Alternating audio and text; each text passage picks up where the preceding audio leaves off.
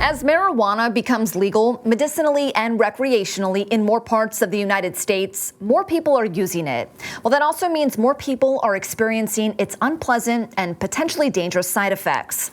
A recent data analysis done for the New York Times found nearly a third of all users, about 18 million people, have reported symptoms of cannabis use disorder, and about 3 million of them would be considered addicted to cannabis.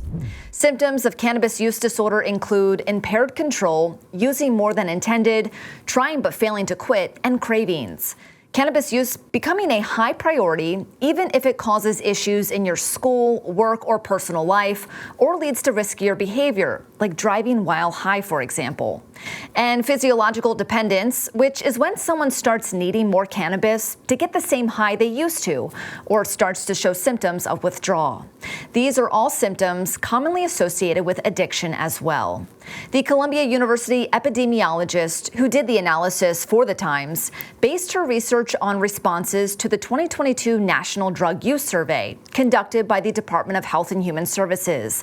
The researcher found cannabis use was especially common among 18 to 25-year-olds surveyed, with 4.5 million reporting they use it daily or almost daily, and most of them, 81%, met the criteria for cannabis use disorder.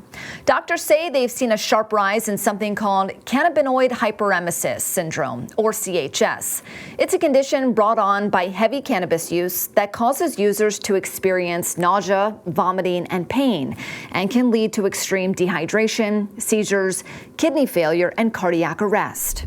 In rare and extreme cases, CHS has been deadly. The Times said it found CHS could be linked to at least 8 deaths in the U.S. since the condition was first documented in 2004, including some cases that were not previously known about before the Times commissioned the study. CHS is not consistently documented, and researchers estimate up to a third of near-daily cannabis users in the U.S. experience mild to severe symptoms of it. Another side effect of marijuana that's not often warned about, but is becoming more common, is temporary psychosis. It's also being increasingly linked to people developing chronic psychotic disorders like schizophrenia. And while some form of marijuana, whether medicinal or recreational, is legal in fewer than half of states, it remains illegal under federal law. So its effects have not been widely studied, and laws surrounding marijuana use are not consistent. Stay up to date on all the big stories that could impact you or your loved one's health by downloading the Straight Arrow News app. For Straight Arrow News, I'm Lauren Taylor.